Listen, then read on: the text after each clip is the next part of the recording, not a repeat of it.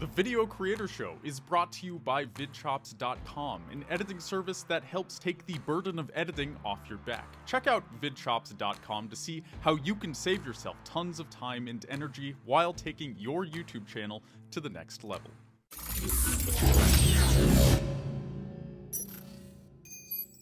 Today, I'm speaking with Alana Pearson. She is a photographer, influencer, and educator. Her YouTube channel currently sits at 120,000 subscribers and over 19 million total channel views. But instead of me rambling on about who she is, Alana, why don't you introduce yourself and tell the people what you're all about?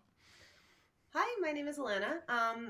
Honestly, I don't even know what I'm about because there's always just so much going on that I don't know how to describe myself. So currently I am a social media influencer of sorts. I have a following on Instagram, YouTube, and TikTok, and have kind of built those up over the last few years. I've been doing it full time since 2018. Recently, I got more into the entrepreneurial side of things. So now I have a little marketing agency that I run as well, and I'm working on a couple other small projects. So yeah, that's me in a nutshell. Right on. Well, it sounds like we got plenty to talk about today. So, like, the main focus of this podcast tends to be YouTube. So my first question is going to be, YouTube tends to be a really useful way for people to drive traffic to their personal business. You said you have a marketing business. Was it originally your intention to kind of build up a following and then start a business from there? Or was it kind of more you just started posting videos and then things naturally evolved? So before I started into YouTube, I had a smaller following on Instagram, and I was with one of my friends who was also a creator, and she is a huge YouTuber, and was like, hey, like, let's do some videos. You should basically do this. And I watched her do them while we were on a couple trips together. So I was like, oh, this seems fun. And so I kind of just started it from there. From the process of like learning social media and everything, I started to just develop the skills to be able to run different accounts. So that's sort of where the marketing agency came into play. I never really started initially with a YouTube channel that was based on building a business with it, but now it's kind of just happened. And I think I'm going to most likely actually be starting a separate one to kind of talk a little bit more about that stuff and build up a more dedicated audience towards that direction. Sure. And like your YouTube channel seems like it's pretty personal. Like you get in front of the camera, you kind of talk about whatever you want to talk about. You do clothing hauls, things of that sort, which like it's, you know, that's definitely a surefire way to build a brand and express yourself. So this new channel would kind of be more business oriented as opposed to like personality oriented. Yeah, it would be more just like informational, more educational, more of like the tips and tricks that I've found have worked for me, stuff like that. But my channel right now is more just me as a person, haha, because apparently the people like that. It's weird.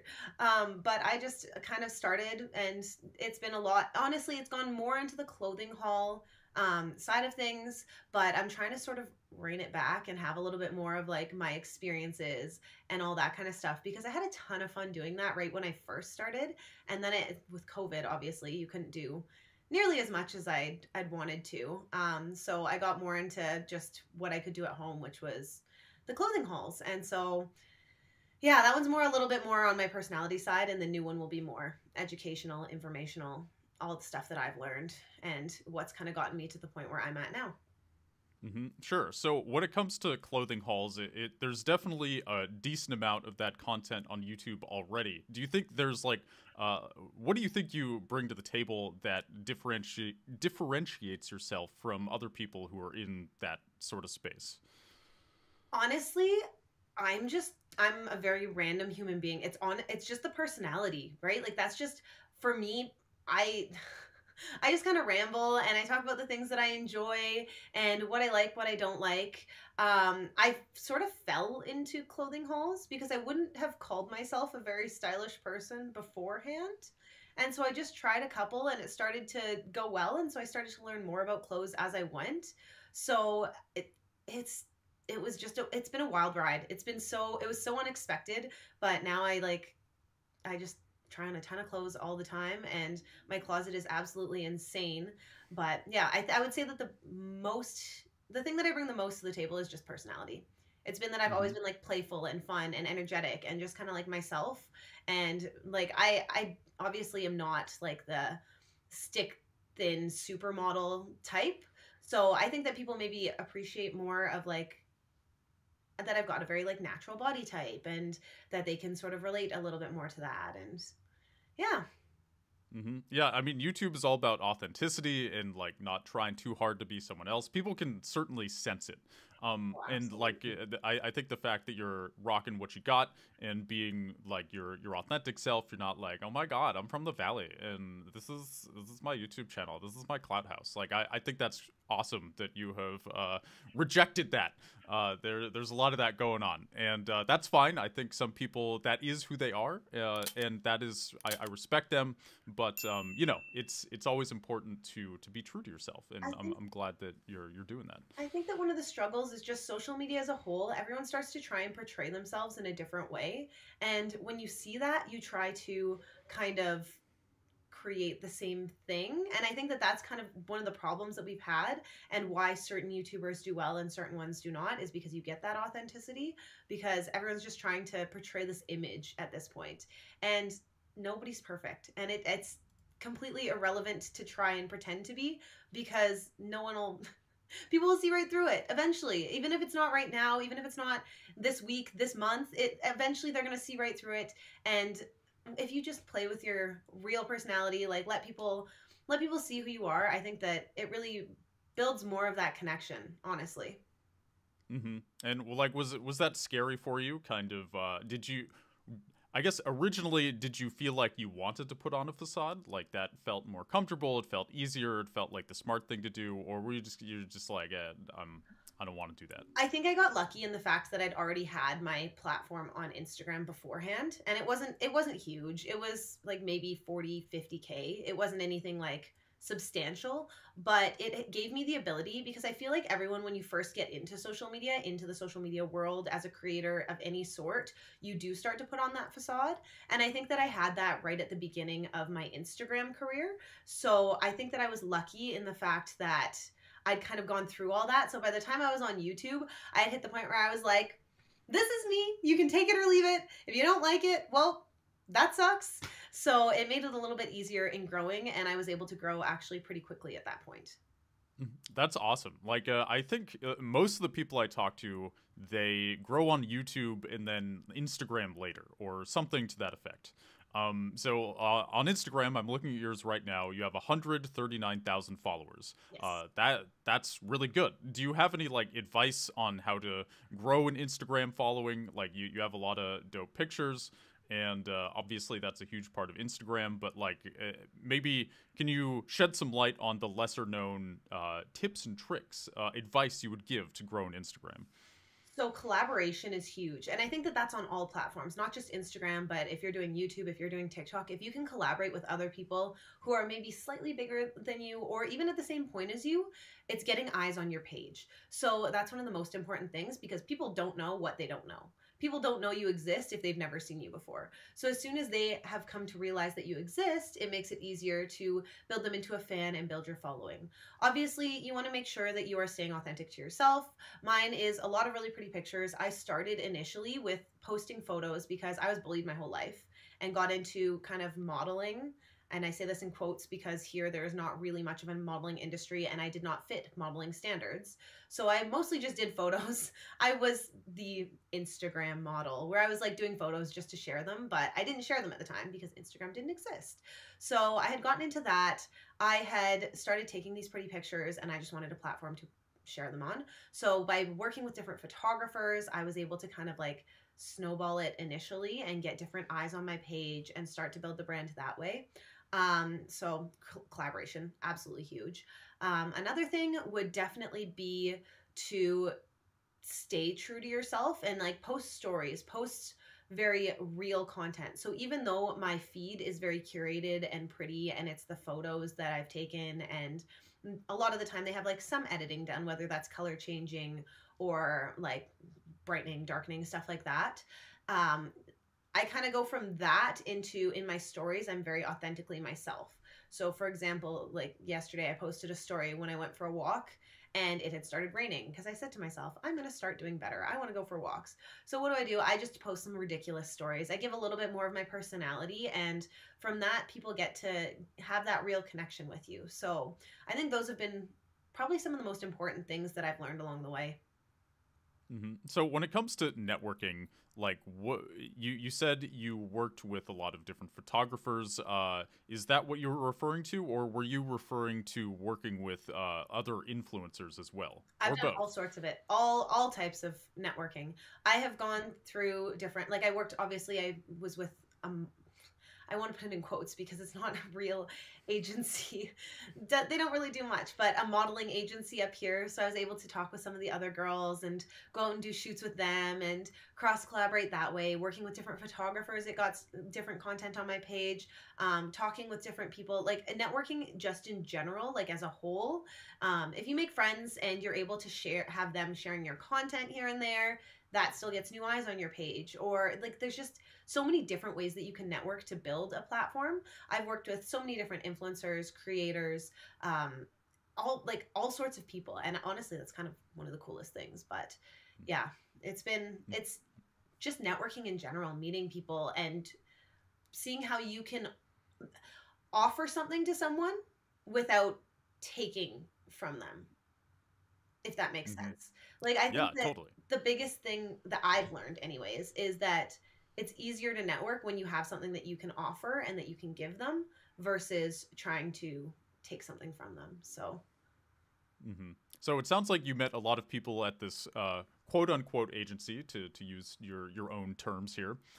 But were you also like sending messages on Instagram? Like the details of meeting people to me. So the reason I'm asking is my YouTube career. My YouTube channel is Treesicle. It's a video game channel. It was my full time job for about 6 years, and a lot of what I did was kind of in a void.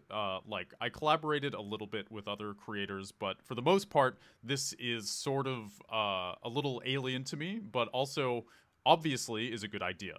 So like how exactly did you go about meeting people? You met some people at the agency, like other models, and then as far as like reaching out over DMs, was that something you did? And if so, like how do you slide into people's DMs that you want to work with? so it kind of started more with Facebook because Instagram wasn't as big when I first started into it. So I started collabing with people on Facebook, and it was just sending messages. It was sending a message being like, hey, look, I love your work. I would love to partner with you, like do a collaboration at some point if you were interested. If not, no worries at all. Like I made sure I was super respectful about it because obviously I value their time and the fact that we're working together on creating something versus I don't want them to feel like I'm attacking them and wanting to take their money away from them or anything like that.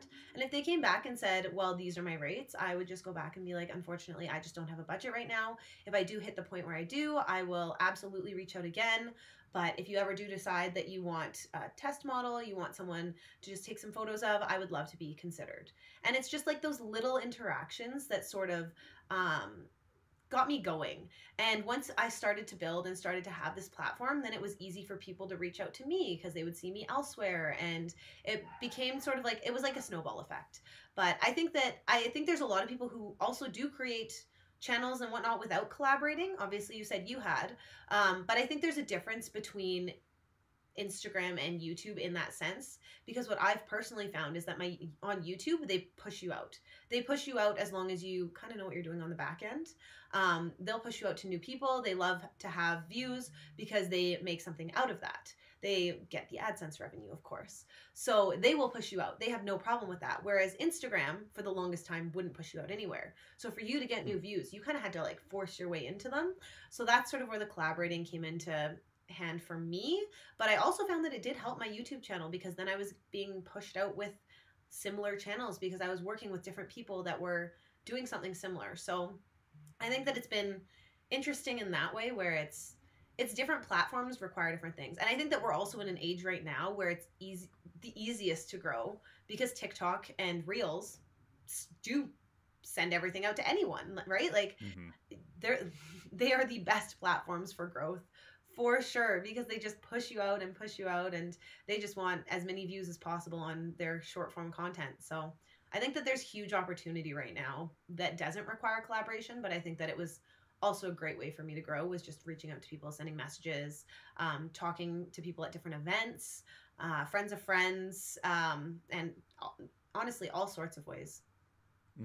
So, like when you said that you always made sure to offer something and that you weren't taking, I think somebody who is just getting started, maybe they would be worried like, oh, what do I even have to offer if I'm just getting started? Like, I want to offer something and have an exchange, but I don't feel like I know enough to do that. What would you tell somebody who is kind of in that mindset?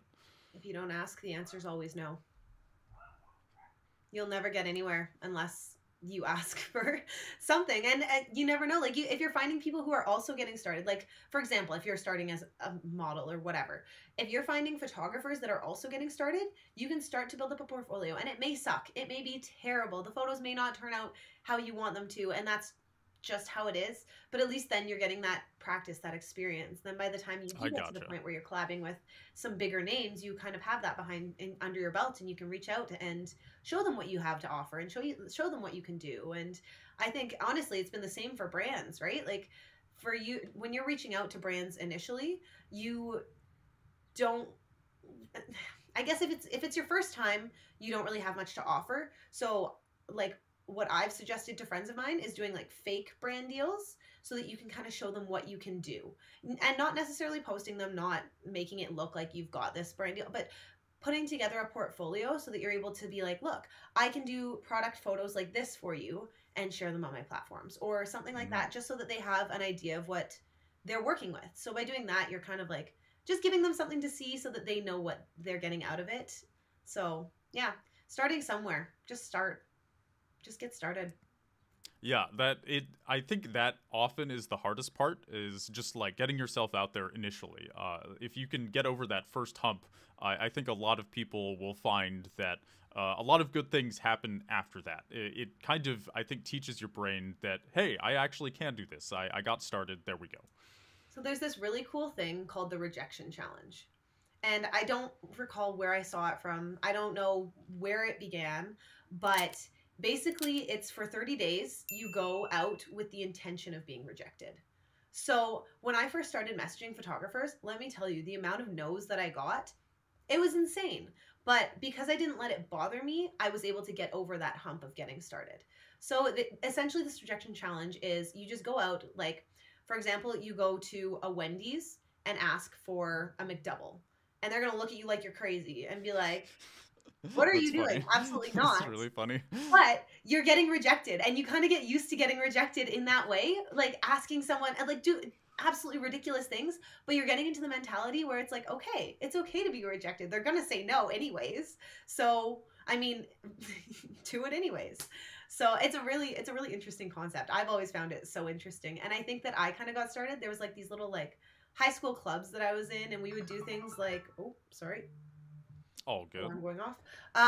But we would do things like, what was it? There was like a photo, oh my gosh, like a photo scavenger hunt. So we had to run around a mall and like talk to different people in different stores and have them do like fun activities. Like I have one video of some random guy from Starbucks holding a cookie with his tongs and like feeding it to me while I'm like this awkward 17-year-old or something. But doing those activities, I think, gets you sort of in the mood or in the mentality that rejection is okay, and like people might say no, and it is what it is. Like, keep going. It's not gonna ruin you. It's not gonna kind of take away from your life in any way. It's something that just happens. Yeah, that's super real. Like, it's an acquired skill. Like, I think some people, they feel, oh, some people are born to be in front of a camera. They're born to reach out and network. But it's really just the more you do it, the better you get at it. And sure, I think there are some people who are naturally gifted at that, but there's also a lot of people like yourself, and myself as well, where you just kind of, you have to push through to not worry about rejection, whether it's like networking or even just posting videos. If they're not getting views, it can feel like a form of rejection. Well, and the nice thing about videos, though, is they're pre-recorded. So, like, when I'm doing my YouTube videos, I can't tell you the amount of times that I'm going through and I'm talking to the camera, and then I'm like, I don't know what I'm saying. Cut that out. And so I, like, cut those pieces out so that I don't sound like a complete moron. But you know, it's just you've got more than one chance, and if you do something wrong, like you can always do it again. And I think that that's one of the things that people sort of overthink. I had someone asking me recently about getting started into YouTube, and I was like, honestly, just grab a camera and start talking into it. And if it sucks, that's fine. Do it again. Cause and I actually saw something that Mr. Beast posted where he talks about how his first videos were terrible. But he did his first ones, and then he continued on and he continued on. And by doing that, he actually got good at it. And now he has some of the most viewed videos on the platform. So it's just a matter of getting started. And maybe your videos aren't going to get views initially, but honestly, they probably suck right off the bat. Mine did. I can tell you that much. So it's getting started and sort of learning the things that are going to keep people watching and keep them going, and just learning from there. Like my whole first attempt at YouTube was terrible. I tried it randomly at one point before I actually got started into my channel, and it was awful. I was doing it myself. I was no good at it. Eventually, I was like, okay, something's got to change. When my friend was like, hey, you should try this, I watched how she did it. I watched the behind the scenes, and I kind of learned from that. I got an editor on board because I do not edit myself. I basically thought that my mentality from the beginning was, if I have to watch myself do this, I'm going to hate myself because I've suffered for my words so many times. So I got an editor to run right off the bat, right when off the get-go, when I was like, okay, I'm actually going to do this. I was like, I'm going to bring on an editor, so that I had somebody else watching me be an absolute fool when I was getting started and like cutting those pieces out. And so then when it came back to me, I was like, hey, that's actually pretty good. Look at me go. So Smart, very smart. Steps away. Yeah, like it's weird watching yourself. Like the amount of hours, countless hours I've spent having to like look at my own face and listen to my own voice editing videos. I mean, it's like it can be surprisingly tiring and surprisingly weird. I won't do it. I can't do it. Yeah, and that's great that you realized that instead of like trying and then kind of giving up. You just immediately were like, this isn't gonna work for me. Here's how I'm gonna deal with it. Total useful workaround, and glad it worked for you. I was so lucky of course I had someone to watch for that, so she kind of gave me the tips and tricks and introduced me to her editor. So 10 out of 10 recommend finding one if you don't want to watch yourself right off the bat. Right on. Yep, totally agree. So this being the video creator show, we like to talk about kind of the specifics of business. Like you're on many platforms. You have Instagram, Twitter, YouTube.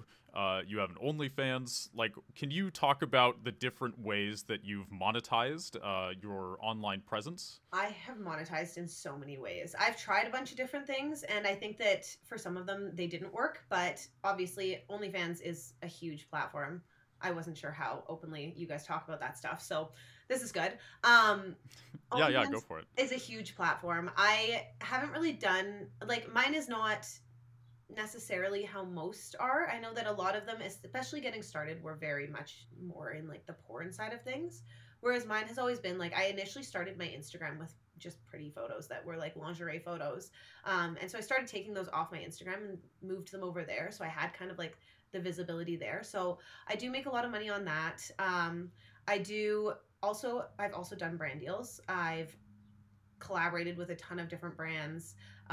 In my mentality, free things also equal money. So when I get to do these try-on hauls, a lot of the times I end up with a ton of free product, but they also pay me on the side as well. So it's like a win-win on all fronts. I've negotiated deals for friends of mine as well. So on that side, I've been able to kind of take a percentage of anything that I've negotiated for them. I think the highest contract that I negotiated was like an $80,000 contract. So Ooh. yeah, it's pretty crazy. There's a lot of money in social media in like all sorts of different places. It's just a matter of like looking and seeing what works for you. I also do photography. So on the photography side, I've been able to collaborate with different brands while I've been traveling and get like free accommodations, free stays, or even offer brands product photos and anything like that to kind of incentivize them to want to work with me.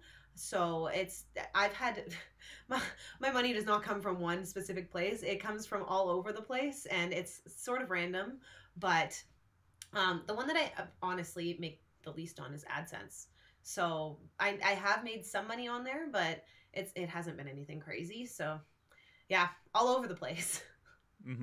Which is great. Like, you've diversified your revenue streams, which Yeah. is super smart. Like, everybody should always be doing that. One mistake I certainly made in YouTube over the years was I relied a lot on AdSense, which actually worked very well until the adpocalypse happened. Yeah. My content was kind of on the edgier side, so there was definitely some demonetization. Speaking of which, like, you do a lot of swimsuit hauls and things like that. Have you dealt with demonetization on YouTube My where whole platform's the algorithm, demonetized. the whole thing? My whole platform's demonetized. Yeah. And so is that like yellow $ limited ads, like 18 plus only, or is it just nothing?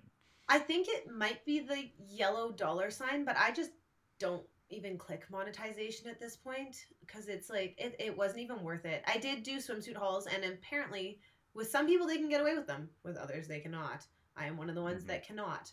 I am curvier. So YouTube does not like me. They have taken Oh, things man. off.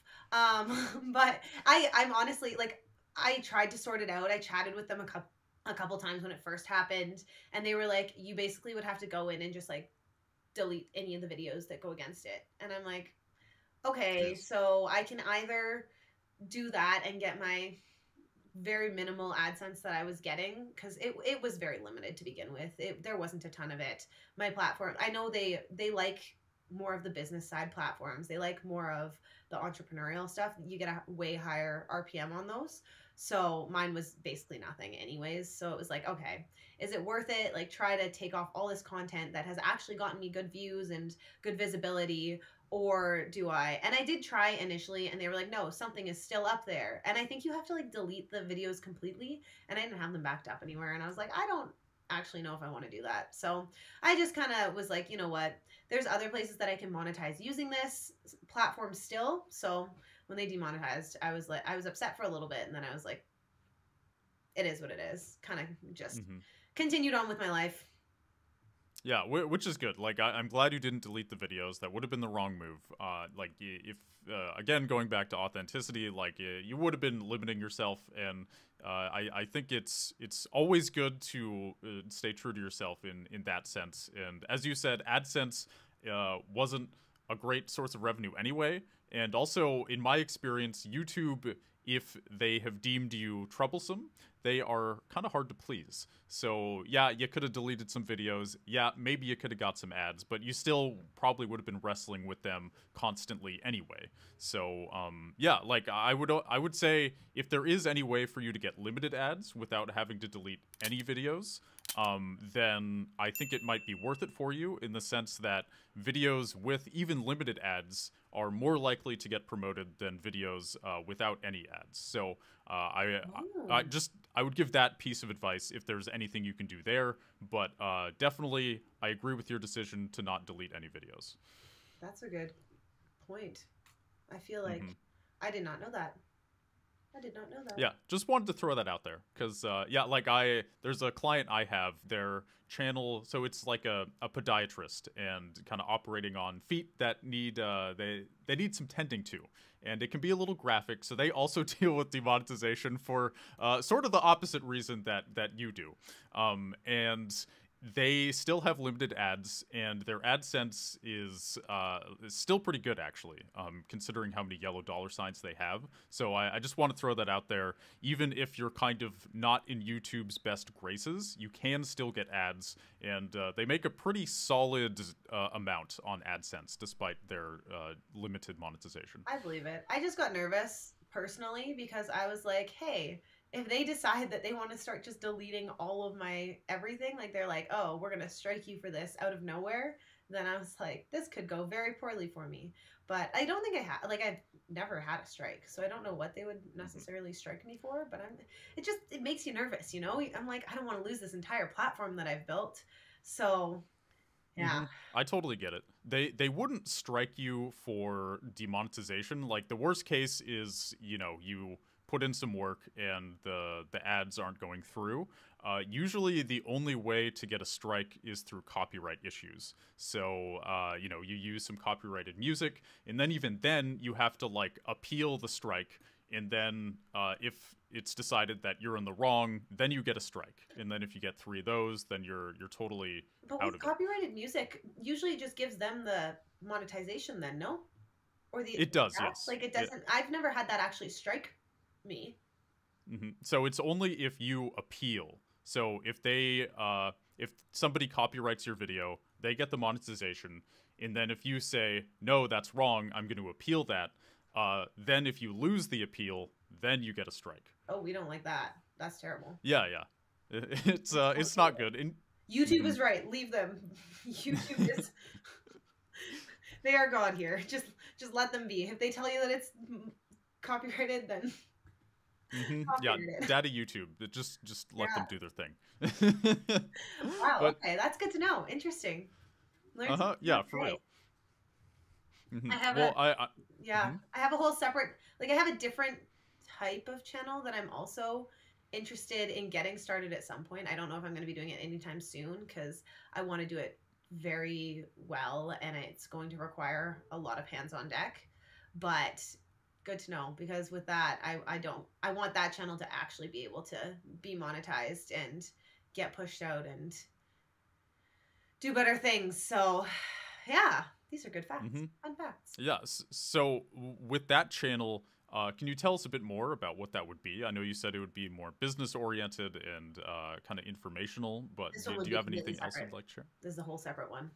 So the business and Oh, all a that third is kind of what I'm getting into right now. I love that stuff. That's more just like I get to just sit down and chat about what I do, like how I've done it, that kind of thing. So that one will be super easy to manage and maintain. When you're doing stuff like that, you can definitely bulk the content a lot of the time because it's more informational and it's more based on like just studying and stuff. So if I can do all of the research all at once and then kind of film a bunch of videos in one day. So it's kind of easier to manage. The other one I want to do is more on the creative side, but that's like a dream for future Alana.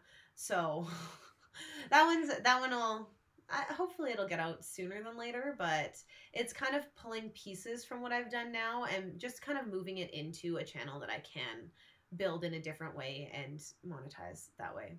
I'm like my brain works in the most like I'm like the creative that has like all the ideas all the time and just doesn't know what to do with them. So that's I end up with all these different things. And I'm like, oh, I want to work on this and this and this. So it's kind of like, well, I have ADHD, but it's kind of like the whole like squirrel mentality. So I have to like focus on one thing at a time. Obviously, I've built up this channel to a point where it's now doing decent and it is consistent.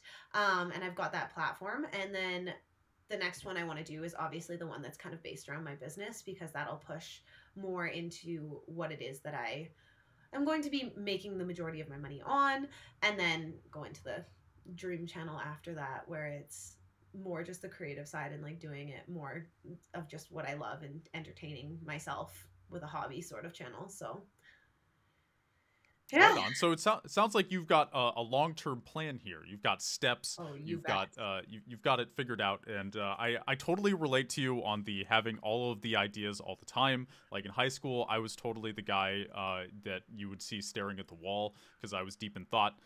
It was like it is what it is. It can definitely be weird. I also have like a sort of I don't want to say plan. Sure, we'll call it a plan. But yeah, it's getting these ideas like bouncing around in your head and manifesting them, I think is sort of it's like the biggest creative hurdle in general, kind of taking ideas and making them real. Because especially when you have an idea in your head, there's like a feeling that comes along with it when you're thinking about it and feeling it. And then when it's first like on paper or on a screen, it can feel like, this isn't quite how I imagined it would be. That can be frustrating. But you just got to keep pushing through and doing it. Yeah, for mine, I definitely am going to need a whole team.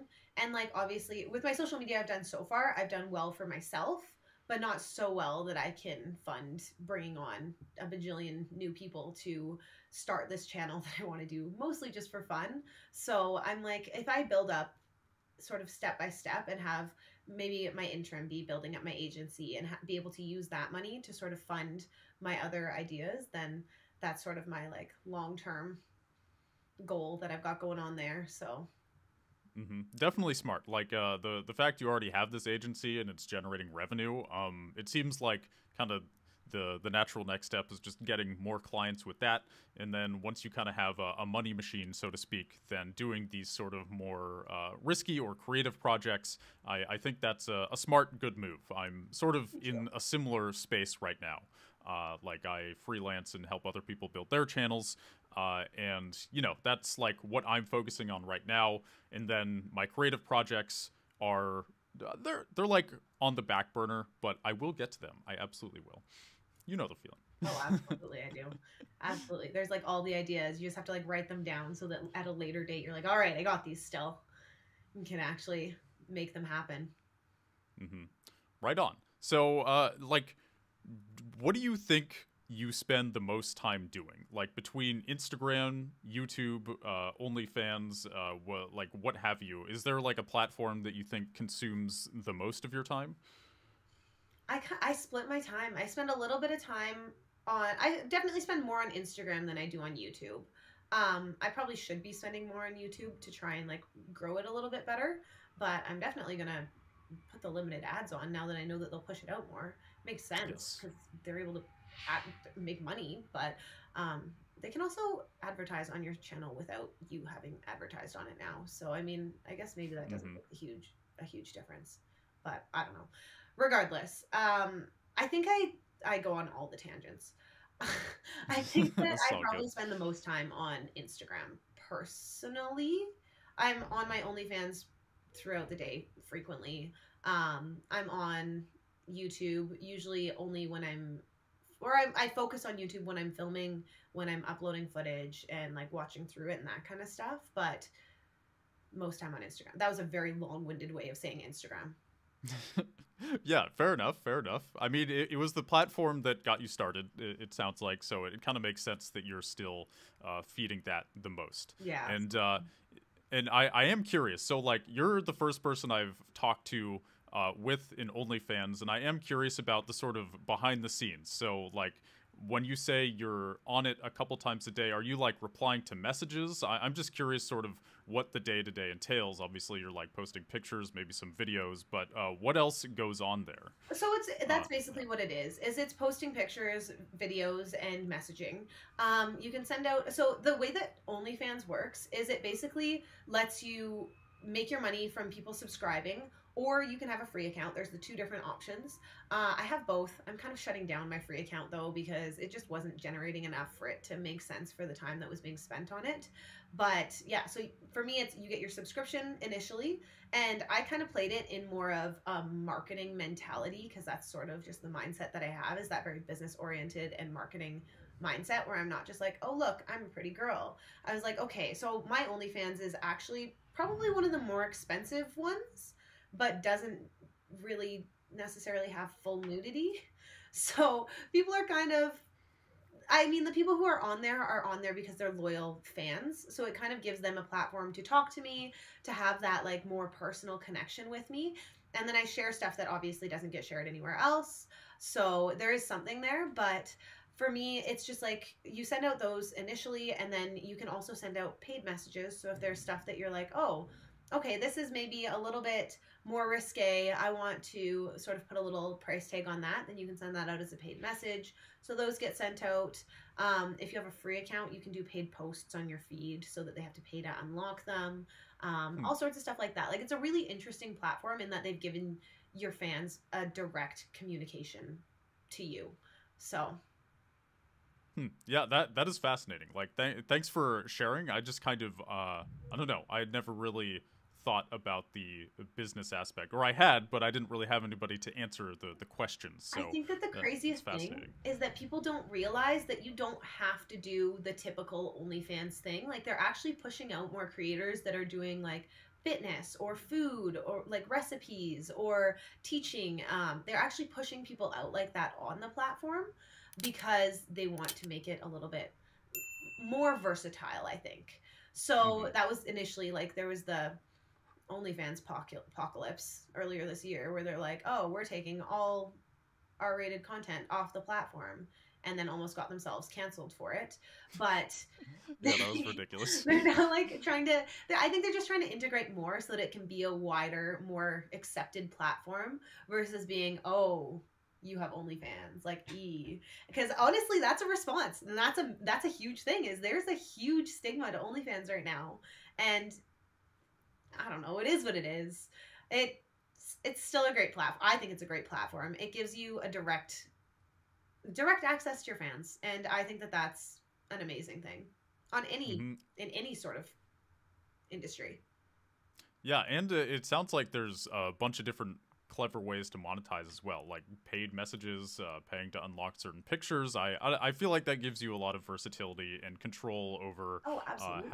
how you choose to make money and to express yourself online, which And I people think will is really tip. cool. Like there's like Hmm. all sort, like people will tip on certain things too. Like there's like you can make your own little list of things. Like I have a thing on there that's called Be My Boyfriend. So basically they get to just text me for 2 days, and it's just an additional, they just tip a certain amount, and then they get to come in and like we just like text and chat and keep it like interesting, like get to know me kind of vibe. So it's kind of like, yeah, a little different. Hmm. Yeah, totally. I mean, when it works, and that's awesome. Like you basically get paid to have text conversations like that. That's got to be cool. You get to meet interesting people too, because everyone has a story, and the more you get to talk to people in general, I think that it's interesting to hear different stories. So Hmm. So, kind of shifting gears here, you mentioned that you have sponsorships, you've negotiated deals for other people. Can you talk about how you go about getting sponsorships? I know a lot of YouTubers, sponsors come to them. Do you find yourself just sort of people come to you and you just kind of negotiate from there? Do you reach out? Do you have like an overall strategy? Yeah, fill us in. I've done both. So on YouTube, absolutely sponsors come to you. It's insane. There are way less YouTubers than there are Instagrammers, TikTokers. So I Hmm. think the amount of messages that I get, like I get messages probably 4 or 5 a day of people trying to just send me clothes and like, here, have free things. So it's wild. Like it's insane. The amount of clothes that I get in a month is actually kind of disgusting.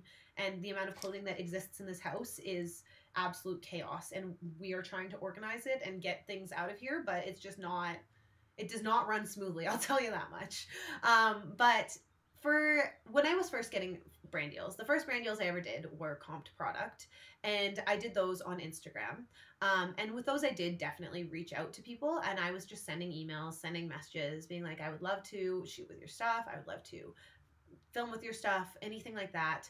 And it's sort of like I said, like I had some previous stuff that I could show them. So that's where I highly recommend doing kind of like a sample shoot or a couple test shoots. And so that you've got just like a portfolio of, look, this is what I have to offer. So that when you are sending a message, you can put together either a package or an email that sort of has something where it shows your skill sets, it shows the photos that you can take, it shows what you're offering so that you can kind of get started. And once you start working with a couple, they might give you some comped product initially, and then if they like the work, then they might end up paying you, or you can start reaching out to other brands and be like, look what I've done with this brand, now I can do the same thing for you, but here's my price tag. So I think it really depends on how you want to go about it and like who you want to work with. Staying within your niche is very important, because like for me, I'm not going to, I don't even know who I would reach out to, but I'm not going to reach out to some like my niche is very lifestyle, so I can kind of get away with most things. But for the most part, I probably wouldn't reach out to some fitness brand and be like, "Hey, let me promote your stuff," because I do not have a six pack, and I'm not going to be a good fit for them. So when you're kind of like starting into it, it's deciding where you're going to go with it and what you want to be showing. And I am super picky about who I work with now, because I want to keep that level of authenticity. Um, like I said, like I think that's so important. So I won't work with brands if I don't like their stuff. I've actually had people send me stuff on YouTube, and I've sent them an email and been like, hey, like I cannot do a video with this. There's like, you could not pay me enough to be willing to film this, just because it was low quality, it was sheer, it was see-through. Like I think that I couldn't do it. So when it comes to getting started, I would say just put something together so that when you're reaching out to people, then you've got something to show them. I think that that's step one. Step two is kind of figuring out who it is you're trying to reach. Maybe that's step one, but figuring out who it is you're trying to reach and making sure that what you're showing them is going to be what they want to see. Like a clothing brand wants to see clothing, a makeup brand wants to see makeup. And if you're on YouTube, if you can build a platform, you will get thrown 8 billion emails a day, and it's an absolute chaotic situation to be on. But with Instagram, you definitely have to do a lot more reaching out. Yeah, it kind of just depends on what you're going for. It really changes for the person, I feel. But does that answer it? That was another long-winded way of saying a lot of different. That was a great answer. No, that was great. Like, the fact that you get lots of emails makes sense to me. I have been in the same boat. Like when I was posting regularly, it was just, most of them are kind of junk, but a few of them end up working out and make some good money. And so, like, when you are thinking about a brand deal, when you're negotiating, like, do you have any sort of, you mentioned having a sort of media kit and being able to concisely show off what you've done, what you can do. But when it comes to talking about money, like, do you have any advice for people when it comes to negotiating? There's kind of the basic things, like always ask for at least a little more than you're looking for so you can kind of meet in the middle somewhere. But beyond that, like, how do you go about talking about money with brands? It really depends. On some of them, if I just am interested in the product, I'll maybe lower it a little bit because I'm happy to work with them. Some of them I still don't get paid to this day, but I get so many clothes that I'm like, nice, I'm saving myself. This is great. It's worth it. So like that happens in some cases. When it comes to actually like negotiating, I sort of stick to, I'm better with numbers for like Instagram as a general. I know on Instagram, like the general statement is $1,000 for every 100,000 followers is kind of like the sort of like the starting point. So that's kind of what I've used as a starting point and sort of built everything up from there for YouTube because it takes a lot longer and a lot more out of it. Oftentimes brands pay a lot more for YouTube than they do for something on Instagram because Instagram is one photo versus YouTube is filming a whole video and making sure that you're getting their brand in it and like adding that as a part of it. So it kind of like negotiating. I kind of just, you start somewhere, have like a minimum that you're willing to take for what it is that you're doing. And if you like the product, go for it. If you want to do a free brand deal, it's kind of hard because it messes with the industry as a whole when brands are able to get everything for free. But when people like the product, like I still work with some because I'm like, honestly, there's one brand that probably sends me $2,000 a month of free clothing. And so, and I love the clothing and it's basically all I wear. Like everything that I'm currently wearing is from them. So for me, there's value to that. So it's really just like deciding what's valuable to you for the time that you're spending on it and negotiating from there. Mm-hmm. Right on. And for me, part of negotiating was also how much do I think this company has? Like, if I think this company has deep pockets, then I'm bound to ask for more versus like a little startup where I'm also passionate about what they're doing. I know they don't have as much money. I want them to succeed. And the price kind of shifts accordingly. Oh, absolutely.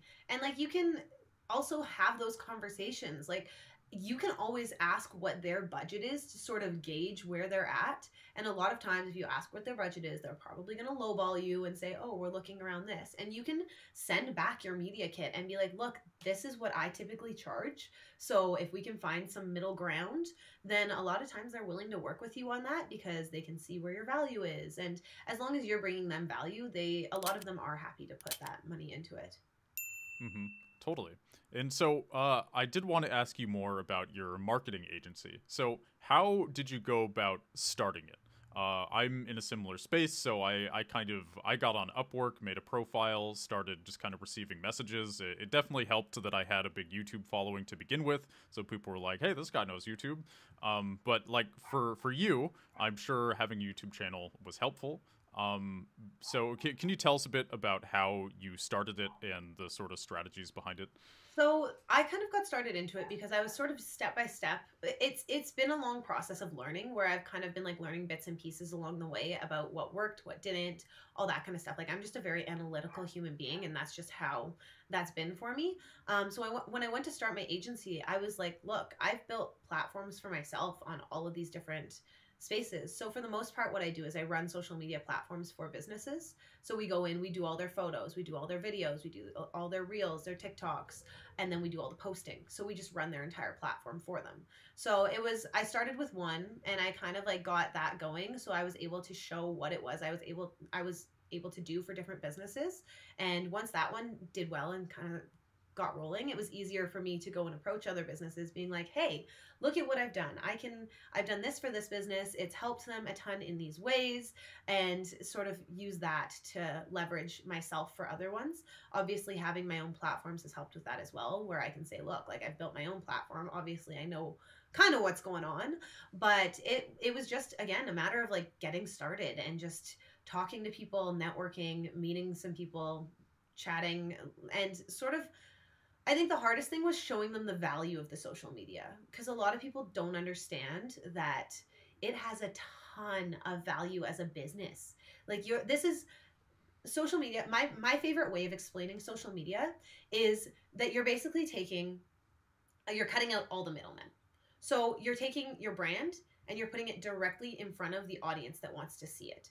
So it's cutting out, for example, if a brand is doing a deal with an influencer, you're cutting out everything in between for what used to be maybe a billboard or a commercial, because then you'd have to pay for models. An agency would be getting a cut of that. You'd have a photographer, a videographer, the team behind it, the makeup artist, the stylist, and all of those things. Plus you have to pay for the thing to be up on the billboard or on the screen anyways. So what social media has kind of done has given you the ability to cut out all of those middlemen and speak directly to people.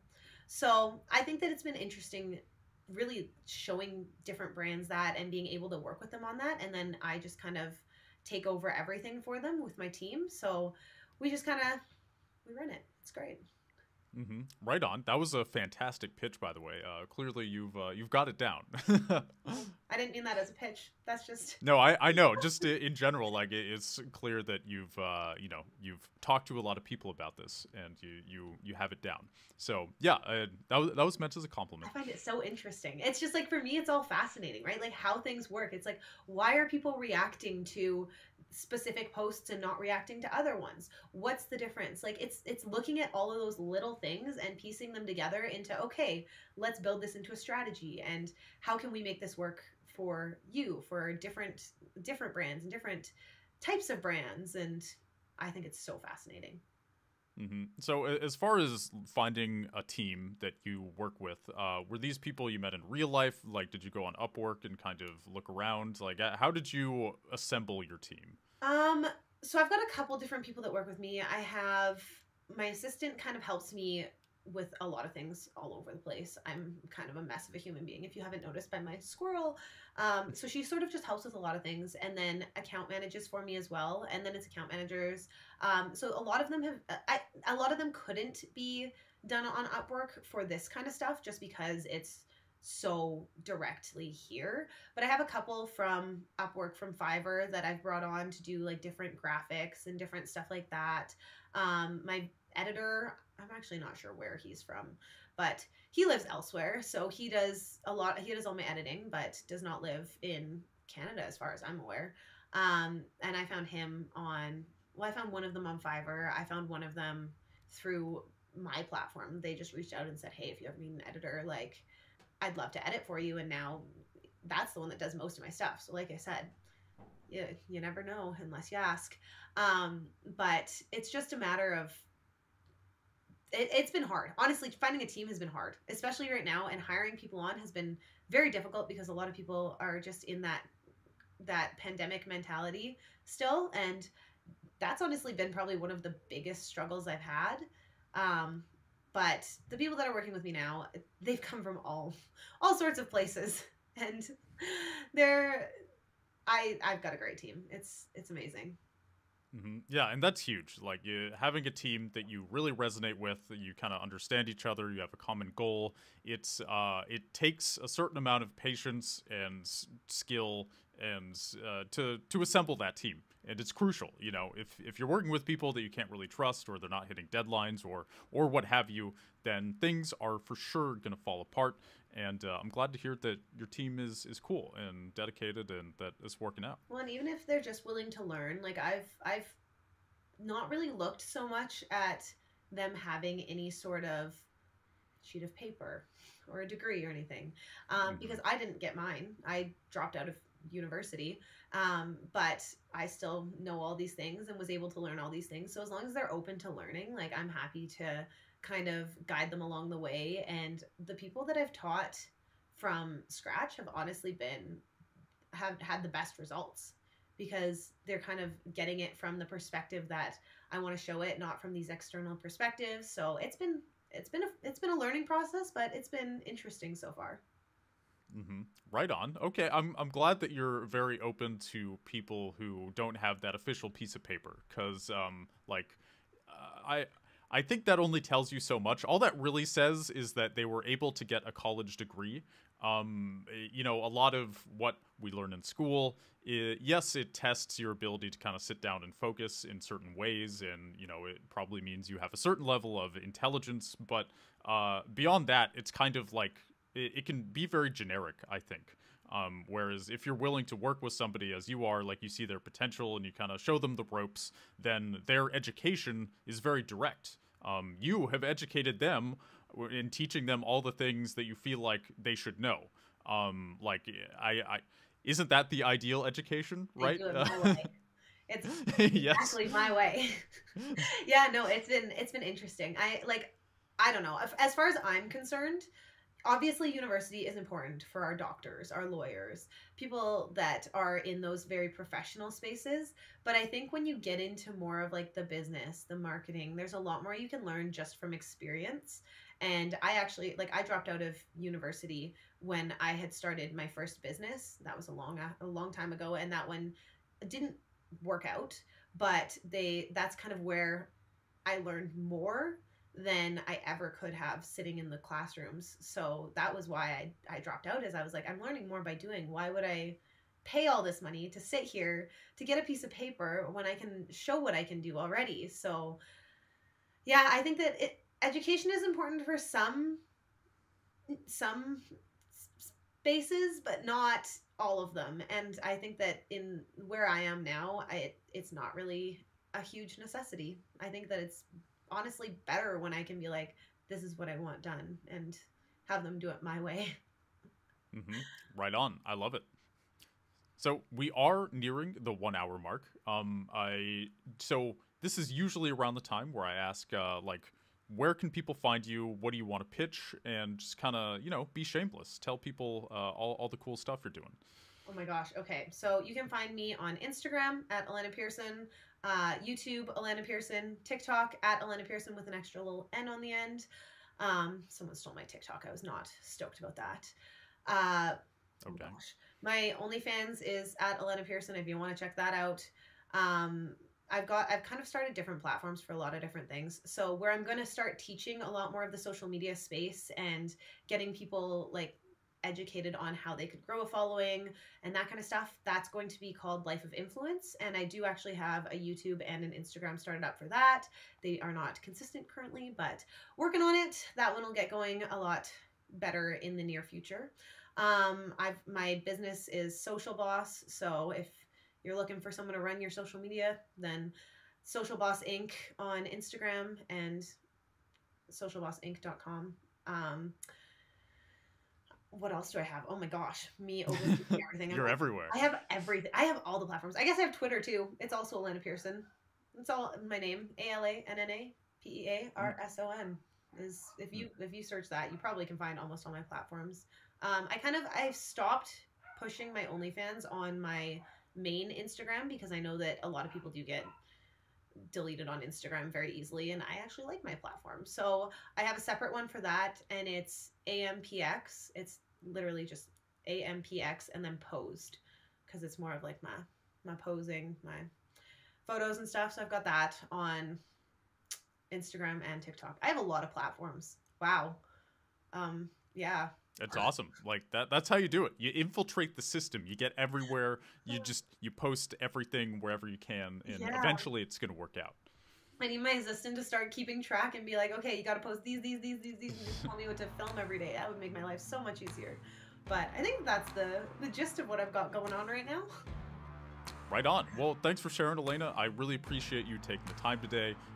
It's been wonderful talking to you. And yeah, It was so nice with to meet that, you. yeah, likewise. And you know, whoever you are watching this, make sure to subscribe, like whatever platform you're on, follow, and you won't regret it. That way, I can see you in the next one.